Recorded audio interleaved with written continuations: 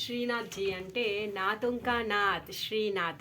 మనము రాధానాథ్, సీతానాథ్, లక్ష్మీనాథ్ అని వింటూ ఉంటాం. కానీ ఇక్కడ ఉన్నటువంటి నాథుడు శ్రీనాథుడు, అందరికీ నాథుడు. ఆయన ప్రతి ఒక్కరిని కూడా ఆదరించడానికి, వాళ్ళని పోషించడానికి ఆయన ఇక్కడ విరాజమానుడై ఉన్నాడనమాట శ్రీనాథుడు. శ్రీనాథుడు ఇక్కడ స్వయంగా ఉన్నాడు కాబట్టి ఈ ఊరి పేరు నాథ్ ద్వారా అని పేరు వచ్చిందనమాట. అంటే నాథుడి దర్శనానికి వెళ్ళడానికి ఉండేటటువంటి ద్వారము ఆ నాథ్ ద్వారా అనమాట. అందుకే ఈ ఊరి పేరు నాథ్ ద్వారా అని వచ్చింది. మరి ఈ నాథ్ ద్వారంలో ఉన్నటువంటి శ్రీనాథ్జీ ఎక్కడున్నారు, ఎక్కడి నుంచి ఇక్కడికి వచ్చారు, ఆయన ఎవరు అంటే ఆయన బ్రజధామంలో ఉన్నటువంటి బ్రజానికే బ్రజేశ్వరుడు.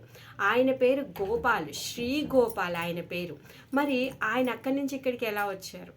ఎప్పుడైతే కృష్ణుడు అంతర్ధానం చెందిన తర్వాత ఆయన యొక్క మనవడు వ్రజనాభుడు ఆయన వాళ్ళ తాతని ప్రసన్నం చేయడం కోసంగాను ఎన్నో విగ్రహాలని స్థాపించారనమాట బ్రజధామంలో. దాంట్లో మెయిన్ విగ్రహము ఈ శ్రీ గోపాల్ అనమాట. ఈయనని గోవర్ధనంలో ప్రతిష్టాపించారు. తర్వాత వజ్రనాభుల వారు తను గోలోకానికి వెళ్ళిపోయిన తర్వాత చాలా వందల సంవత్సరాల తర్వాత ఈ విగ్రహాలన్నీ మరుగున పడిపోయాయి. అప్పుడు కూడా ఈ శ్రీ గోపాల్ విగ్రహం ఏమైంది అంటే మరుగున పడిపోయింది అనమాట. మరుగున పడిపోయి అది భూమిలో పాతికొని వెళ్ళిపోయింది అనమాట. తర్వాత వరకు ఈ విగ్రహం ఎక్కడుంది, ఏం సంగతి తర్వాత ఏమీ తెలియదు. అయితే ఇప్పుడు మనం ఉన్నటువంటి సమయానికి 700 సంవత్సరాల క్రితము మధ్వగౌడీయ సాంప్రదాయంలో మాధవేంద్రపురి అని ఆచార్యులు ఉండేవారనమాట. ఈ మాధవేంద్రపురి బెంగాల్లో పుట్టారు, కర్ణాటకకు వెళ్ళారు. కర్ణాటకలో శిక్షణ, దీక్ష అన్నీ తీసుకున్నారు. మధ్వ పరంపరలో తన దీక్ష తీసుకొని తను వచ్చారనమాట. వచ్చి తను ఏం చేస్తారంటే తన ఇష్టదైవమైన శ్రీ గోపాల్ యొక్క దర్శనం చేసుకోవాలి, శ్రీ గోపాల్ ఉండేటటువంటి ఆ బృందావనానికి నేను వెళ్ళాలి, ఆ గోపాల్ యొక్క నేను సేవ చేయాలి అని చెప్పేసి తన కర్ణాటక నుంచి బృందావనానికి వస్తారనమాట. బృందావనానికి వచ్చిన తర్వాత బృందావనంలో గోవర్ధన పరిక్రమ చేస్తాను అని చెప్పేసి గోవర్ధన్కి వెళ్తారనమాట. గోవర్ధన పరిక్రమ అంతా తిరిగేసి వస్తారు. అయితే ఈ మాధవేంద్రపురి అయాచక వృత్తిని చేపట్టినటువంటి సాధు అనమాట. అంటే ఆయన ఎవరిని భిక్ష అడగడు, ఎవరైనా తీసుకొచ్చి ఇస్తే తింటాడనమాట. మరి ఎప్పుడైతే ఆయన బృందావనానికి వచ్చాడో, నా స్వామి గోపాలుడు కాబట్టి నేను బృందావనానికి వెళ్తే ఓన్లీ పాలు మాత్రమే తాగుతాను, నేనేమి తినను అని చెప్పి ఓ వ్రతాన్ని పెట్టుకుంటాడు. కానీ ఎవరికి చెప్పడు ఆ విషయం, ఎందుకంటే ఎవరిని అడుక్కొని తినే అసలు లేనే లేదు కదా, చెప్పడు. అయితే ఆయన బృందావన పరిక్రమ చేస్తుంటే అక్కడ ఉన్న వాళ్ళందరూ ఈ సాధువులకు పంచే విధంగానే ఆయనకు కూడా అన్న ప్రసాదం ఇస్తారంట. ఆయన తీసుకుంటారంట, పాపం వద్దు అనకుండా తీసుకొని వేరే వాళ్ళు ఎవరైతే తింటారో వాళ్ళకి ఇచ్చేసాడంట. అయ్యో ఈ సాధువు అన్నం తినట్లేదు కదా అని చెప్పేసి ఎవరో చూసి ఇంకో బాబాజీ వచ్చి పళ్ళు ఇస్తాడంట. మరి ఆ పళ్ళు కూడా తీసుకొని వేరే వాళ్ళకి ఇచ్చేస్తాడంట. అయ్యో అన్నం తినట్లేడు, పళ్ళు తినట్లేడు, మరి ఏం చేస్తాడో ఏం చెప్పట్లేదు కదా అనేసి చూసిన వాళ్ళందరూ అనుకునే వాళ్ళు అనమాట. ఆ విధంగా ఈ గోవర్ధన పరిక్రమ ఉపవాసంతోనే చేశారు. ఎంతో దూరం నుంచి బృందావనంకి వచ్చిన తర్వాత బృందావనం నుంచి గోవర్ధన్ 30 కిలోమీటర్లు, తర్వాత గోవర్ధన్ 22 కిలోమీటర్లు అంతా నడిచారు. అలసిపోయాడు, ఆకలితో ఉన్నాడు, డొక్క ఈడ్చుకొని పోయింది. తర్వాత పరిక్రమ అయిపోయిన తర్వాత వచ్చి ఆ గోవిందకుండు దగ్గర కూర్చొని భగవంతుడి యొక్క నామ జపం చేస్తున్నాడు అనమాట. ఆయన ఎవరినేం అడగడు, ఆకలేసినా ఏం చేసినా ఆయనకి ఏంటి, భగవంతుడి మీద ఆధారపడి ఉన్నాడు. ఆయన ఎవరిని యాచించాడు. మరి అందరి హృదయంలో ఉన్నటువంటి పరమాత్మ అందరినీ కాపాడునటువంటి వాడు, అందరినీ పోషించినటువంటి వాడు ఊరుకుంటాడా? ఊరుకోడే. తన భక్తుడు పస్తున్నాడంటే తను ఊరుకుంటాడా? ఊరుకోడు కదా. అందుకనే చిన్న పిల్లోడి రూపంలో కృష్ణుడు గోపాలుడి రూపంలో ఒక పాలకుండతో వచ్చాడనమాట. ఆ పాలకుండని తీసుకొని వచ్చి మాధవేంద్రపురికి ఇస్తాడనమాట. తీసుకో అనేసి అంటాడనమాట. చూడు, నువ్వేమీ తినలేదంట, నువ్వు ఆకలితో ఉన్నావు, ఇలా మా బ్రజధామంలోకి వచ్చాక ఎవరు ఆకలితో పడుకోవడము మాకు ఇష్టం లేదు, నువ్వు ఈ పాలు తీసుకో తాగు అని చెప్పేసి కుండని ఇస్తాడనమాట. ఆ కుండని తీసుకునేటప్పుడు మాధవేంద్రపురి అంటారు, నువ్వెవరు, ఎక్కడి నుంచి వచ్చావు, నీ పేరేంటి, అయినా నేను పాలు మాత్రమే తాగుతానని నీకు ఎలా తెలుసు, నేను ఆకలితో ఉన్నానని నీకేం తెలుసు అనేసి ప్రశ్నిస్తాడనమాట. అంటే అదేంటి, ఏదో పోనీ నువ్వు ఆకలితో ఉన్నావు కదా అని చెప్పేసి నీకు ఇద్దామని వస్తే నువ్వు నన్ను ఈ విధంగా ఇంటర్వ్యూ చేస్తావా అనేసి గోపాల్కి కోపం వస్తుంది. అనమాట. వచ్చి సరే సరేలే అలా కాదు, నాకేం తెలీదు నువ్వు ఎలా ఉన్నావు ఎక్కడ ఏం సంగతి నాకేం తెలీదు, నేను ఇలా గోవులను కాచుకుంటూ వెళ్తుంటే ఇక్కడ ఉన్నటువంటి ఆ బ్రజవాసుల్లో ఆ ఆడవాళ్ళు ఉన్నారు, వాళ్ళు అక్కడ ఒక బాబాజీ కూర్చున్నాడు, పొద్దున్నుంచి ఏమీ తినలేడు, పస్తున్నాడు, ఆయనకి తీసుకెళ్ళి పాలు ఇవ్వమని చెప్పి అక్కడున్న మాతాజీ వాళ్ళు ఇచ్చారు, సో అందుకే నేను తెచ్చాను, సరే తాగు, నేను మళ్ళీ వచ్చి ఈ లోటాన్ని తీసుకొని వెళ్తాను అనేసి చెప్తాడనమాట. మాధవేంద్రపురి ఆ పాల కుండను తీసుకుంటాడు, ఆ గోపాలుడు అక్కడి నుంచి వెళ్ళిపోతాడు. గోపాలుడి యొక్క రూపము పరమ దివ్యమంగళ స్వరూపం అనమాట. ఎంత అద్భుతంగా ఉంది అంటే ఆయన అందాన్ని చూసి మరిచిపోయాడు. తర్వాత ఆలోచిస్తున్నాడు, ఈ గోపాలుడి యొక్క అందం చూస్తే ఈయన నా స్వామియేనా అనేసి తను అనుకుంటున్నాడంట.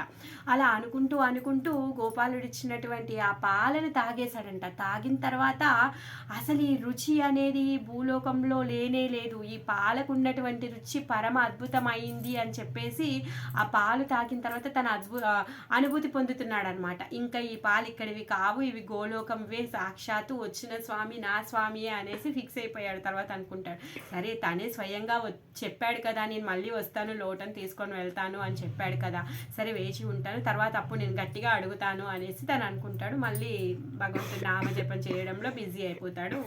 భగవంతుడి నామజపం చేస్తూ ఉన్నాడు అనమాట. ఎంతైంది, 7 అయింది, 8 అయింది, 9 అయింది, ఇంకా రావట్లేడు. ఆ బాబాజీకి నిద్ర వచ్చింది, పడుకున్నాడనమాట. పడుకున్న తర్వాత పిల్లోడైతే రాలేడు, కానీ తెల్లారుజామున 4ంటికి కల్లో వచ్చాడు. కలలో వచ్చి తను ఏమంటాడు అంటే, లే అంటాడు. ఏం చేయాలి అంటే, నేను ఇక్కడ నేను పాతుకొని ఉన్నాను, ఈ నేలలో పాతుకొని ఉన్నాను, నన్ను వెలికి తీయి అనేసి చెప్తానమాట. ఆ విధంగా పిల్లోడు కళ్ళలోకి వచ్చి తన చెయ్యి పట్టుకొని, ఆ మాధవేంద్రపురి చెయ్యి పట్టుకొని లాగుతున్నాడంట. తీరా కళ్ళు తెరిచి చూస్తే 4 అయింది. ఇంకా తన పొద్దున్నే చేసే కార్యక్రమాలన్నీ చేసుకోవాలి. తర్వాత తను చేసుకొని ఆ ఊరు ఎవరైతే గోవర్ధన పెద్దలు ఎవరైతే ఉంటారో వాళ్ళందరికీ చెప్పి తీసుకొని వెళ్తారు. కొంతమంది నమ్ముతారు, కొంతమంది నమ్మరు.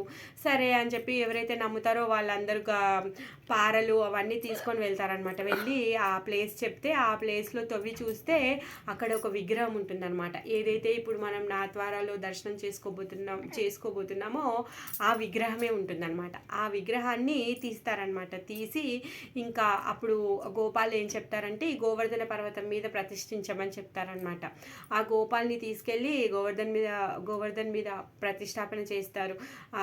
ఆ గోపాలికి పంచామృత స్నానము, పంచగవ్య స్నానము, తర్వాత పరిశుద్ధ జల స్నానము, ఆ గోవింద కుండంలో నుంచి ఎన్నెన్నో కడవల నీళ్లు తెచ్చి అభిషేకం చేసి ఆయనని స్థాపిస్తారనమాట. అక్కడ ఎంత అంగరంగ వైభవంగా పెద్ద పండుగను చేస్తారనమాట. ఆ ఊరు వాళ్ళు కాకుండా చుట్టుపక్కల ఊరు వాళ్ళు కూడా వస్తారు. అయితే ఈరోజు చేసిన పండుగను చూసి పక్క ఊరు జమీందారు వచ్చి, అదేంటండి నాకు చెప్పకుండా మీరు ఇంత పెద్ద పండుగ చేశారే, మరి నేను కూడా చేయాలి కదా, నా వంతు సాయం నేను చేస్తాను అని చెప్పేసి ఆ జమీందారు పండగ చేస్తాడంట. ఆ విధంగా ప్రతి ఒక్కరూ ఆ స్వామికి పండుగని 2 సంవత్సరాల పాటు ప్రతిరోజు పెద్ద పండుగని జరిపిస్తారంట. అంత పెద్ద పండుగని జరిపిస్తారంట. ఆ విధంగా గోపాలు ఆ గోవర్ధనంలో ఉంటారనమాట. ఉన్న తర్వాత గోపాల్ ఏమంటాడంటే, నేను ఇన్ని సంవత్సరాలు అలా వేడిలో ఉన్నాను, నాకు చల్లదనం కోసమని నాకు చందనం తీసుకొనిరా అని చెప్పేసి మాధవేంద్రపురిని పూరికి పంపిస్తారనమాట. పూరికి వెళ్ళి అక్కడ రాజు ఉంటారు, ఆ రాజు దగ్గర నుంచి నువ్వు చందనం తీసుకొనిరా అని చెప్పేసి తను పంపిస్తారు.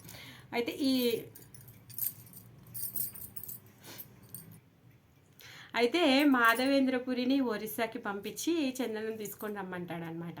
తర్వాత అక్కడ ఉన్నటువంటి గోపీనాథ్కే, నువ్వు అక్కడే సేవ చెయ్యి, నేను ఇక్కడ నాకు సేవ చేసినట్టే అని చెప్పేసి తనని అక్కడే ఉంచేస్తాడనమాట. పూరి దగ్గరలో ఉన్నటువంటి గోపీనాథ్ మందిరంలోనే మాధవేంద్రపురి ఉండిపోతారనమాట. తర్వాత కాలక్రమంలో ఔరంగజేబు ఎప్పుడైతే అటాక్ చేశారో, అటాక్ చేసినప్పుడు ఈ వ్రజమండలంలో ఉన్నటువంటి విగ్రహాలన్నింటినీ కూడా జైపూర్ రాజుకి వాళ్ళ ఇంటికి పంపిస్తారనమాట. ఇప్పుడు నిన్న జైపూర్లో దర్శనం చేసుకున్నటువంటి గోవిందేవ్ ఎవరైతే ఉన్నారో ఆయన ఈ వ్రజమండలంలో ఉన్నటువంటి వజ్రనాభుడు ప్రతిష్ఠించినటువంటి ఆ గోవిందేవ్ అనమాట. ఈ విధంగా ఈ బృందావనంలో ఉన్నటువంటి ఏదైతే ఒరిజినల్గా వజ్రనాభుడు ప్రతిష్ఠించిన విగ్రహాలన్నీ జైపూర్కి వెళ్ళిపోయాయి అనమాట. అదే సమయంలో ఈ గోవర్ధనంలో ఉన్నటువంటి శ్రీ గోపాల్ కూడా తను జైపూర్ రాజు ఇంటికి వెళ్తూ ఏం చేస్తారంటే కొన్ని రోజులు ఉదయపూర్లో ఉంటాడనమాట. కొన్ని రోజులు ఉదయపూర్లో ఉంటాడు. వెళ్ళేటప్పుడు దారిలోనే ఈ నాథ్వారా ప్లేస్ని చూసుకుంటాడంట. అక్కడ ఒక చిన్న పర్వతం ఉంటుంది, అది గోవర్ధన్ లాగా ఫీల్ అవుతాడు. అక్కడ నది ఉంటుంది, దాన్ని యమున అనుకుంటాడు. కాబట్టి నేను ఉంటే ఇక్కడే ఉండాలి అనేసి తను అనుకుంటాడనమాట. ఆ విధంగా వెళ్ళి ఉదయపూర్లోకి వెళ్ళిన తర్వాత అక్కడ కొన్ని రోజులు ఉంటే అక్కడ తనకు అది నచ్చక బాగా అల్లరి చేసేవాడనమాట. ఆయన అల్లరిని భరించలేక ఆ ఊరు వాళ్ళు కాదు ఈ స్వామి ఎందుకో ఇలా చేస్తున్నాడు, ఈ స్వామిని ఇక్కడి నుంచి పంపించేయండి అని చెప్పేసి అక్కడి నుంచి సిరియా గ్రామానికి పంపిస్తారనమాట. ఆ సిరియా గ్రామానికి వెళ్ళిన తర్వాత కూడా అక్కడ కూడా అల్లరి చేస్తున్నాడు. ఎంత అల్లరి చేస్తున్నాడంటే ఆ ఊరు వాళ్ళు అమ్మో ఈ స్వామి ఏదో చేసేస్తున్నాడు, ఇలా కాదు నేను ఇక్కడి నుంచి పంపించేయండి అని చెప్పేసి అక్కడి నుంచి కూడా పంపిస్తారనమాట. అక్కడి నుంచి కూడా పంపేసిన తర్వాత ఈ నాథ్వారాలో ఆయనకి ఇష్టమైన ప్లేస్లో అక్కడికి వచ్చి ఉంటాడనమాట. ఆ విధంగా ఈ నాథ్వారాకి ఆయన ఇష్టంతోనే ఆయన ఇక్కడికి వచ్చి ఇక్కడే ఉండిపోయారనమాట. మరి ఈ శ్రీనాథ్జీ యొక్క రూపం ఎలా ఉంటుంది అంటే ద్విభుజాలతో ఉంటారు. ఒక చెయ్యి ఏమో ఎడమ చెయ్యిని పైకి ఎత్తి ఉంటారు, కుడి చెయ్యినేమో నడుము పైన పెట్టుకొని ఉంటారనమాట. మరి ఈ రెండు చేతుల యొక్క ఏంటి అర్థము అంటే బృందావనంలో కృష్ణుడి యొక్క లీలలు చూసుకుంటే కృష్ణుడిని ఏదో ఒక అసురుడు వచ్చి సంహరించడానికి వచ్చినప్పుడు కృష్ణుడే ఆసురులందరినీ సంహరించారు. కానీ ఇద్దరిని సంహరించాడు, ఉద్ధరిస్తారు. ఎవరంట వాళ్ళు? ఒకరేమో కాళియానాగు, ఇంకొకరేమో ఇంద్రుడు. ఇంద్రుడు చేసిన తప్పుడు కూడా ఇంద్రుడిని ఏమి శిక్షించకుండా తన యొక్క గర్వాన్ని భంగం చేసేస్తాడు. ఆ తర్వాత కాళియానాగుని కూడా సంహరించకుండా ఆయన విషాన్ని అంతా తొక్కి నృత్యం చేసి అసలు ఎలా అంటే చచ్చే విధంగా చేసి ఆయన భార్యలు ప్రార్థించడం వల్ల ఆయనను వదిలేసి నువ్వు ఇంకా వెళ్ళిపోయి ఇక్కడి నుంచి అని చెప్పేసి ఉద్ధరించి తను పంపిస్తాడనమాట. ఆ విధంగా వ్రజవాసులకి ఎటువంటి కష్టాలు వచ్చినా నష్టాలు వచ్చినా నేనున్నాను, మిమ్మల్ని అందరినీ రక్షించగలిగిన సమర్థుని నేను అని చెప్పేసి నడుము మీద ఒక చేయి పెట్టుకొని ఉంటాడనమాట. ఇంకా ఆ ఇంద్రుడి యొక్క గర్వాన్ని భంగం చేశాడు కదా, దానికి ధీటుగా ఆ గోవర్ధన పర్వతాన్ని ఎత్తినందుకు ఎడమ చేయి పైకి ఎత్తి ఉంటాడనమాట. అంటే ఎలాంటి ఆపద వచ్చినా కానీ అది భగవంతుడికి ఎడమ చేయితో చేసేటటువంటి పని అనమాట. అలాంటి దివ్యమంగళ స్వరూపంతో మనం దర్శనం చేసుకుంటామన్నమాట. అయితే ఇక్కడ వల్లభాచార్య ఆ పరంపరలో ఉన్నటువంటి ఆచార్యులు సేవ చేస్తూ ఉంటారనమాట. మరి వాళ్ళు ఏ విధంగా చూసుకుంటారు అంటే ఈ శ్రీనాథ్ని గోపాల్ కదా, చిన్న పిల్లోడు కదా, చిన్న పిల్లోడిని చూసుకున్నట్టుగానే చూసుకుంటారనమాట. అందుకే ఆయనని లేటుగా లేపుతారు, త్వరగా పడుకోబెడతారు. ఇంకా ఆయన తినడానికి రకరకాల వంటలు చేస్తూ ఉంటారనమాట. అక్కడ పెట్టి ఒక్క పూరి ఇంత పెద్దగా 2.5 ఇంచుల మందంలో ఉంటుంది. నెయ్యితో చేస్తారు, రకరకాల లడ్డూలు, కోవా, మావా, పన్నీర్లు, తర్వాత మాల్పోవాలు, రకరకాల చాలా ఎక్కువ నెయ్యి పోసి పాలు పోసినటువంటి పదార్థాలు ఆయనకు తినిపిస్తారనమాట. మరి అంత తిన్న తర్వాత అజీర్తి చేయదా అండి? అందుకని చెప్పి స్వామివారికి ఆయనకి డైజెషన్ బాగా అవ్వాలని రోజుకి 3000 పాండ్లని నాథ్వారాలో ఉన్నటువంటి శ్రీనాథ్జీకి అర్పిస్తారనమాట. ఇది పరమ విశేషమైన సేవ అనమాట. అసలు ఒక కుటుంబమే అక్కడ కూర్చొని వాళ్ళు ఆ 3000 పాండ్లని చుడుతూనే ఉంటారు భగవంతుడికి నివేదన పెట్టడానికి అన్నమాట. ఆ విధంగా భగవంతుడు అక్కడ కూర్చొని ప్రతి ఒక్కరికి కూడా నాథుడుగా తను ఉన్నాడు. ఎక్కడైతే శ్రీనాథుడు, ఎక్కడైతే జగన్నాథుడు ఉన్నాడో అక్కడ ఎవరూ అనాథలనే వాళ్ళే ఉండరు. ఎందుకంటే శ్రీనాథుడు జగన్నాథుడు స్వయంగా అందరినీ ఏలుకోవడం కోసమే వాళ్ళందరూ విరాజమానై ఉన్నారు. అటువంటి శ్రీనాథ్జీ యొక్క కృప మనకి కావాలని ప్రార్థిస్తూ జై శ్రీనాథ్జీకి జై.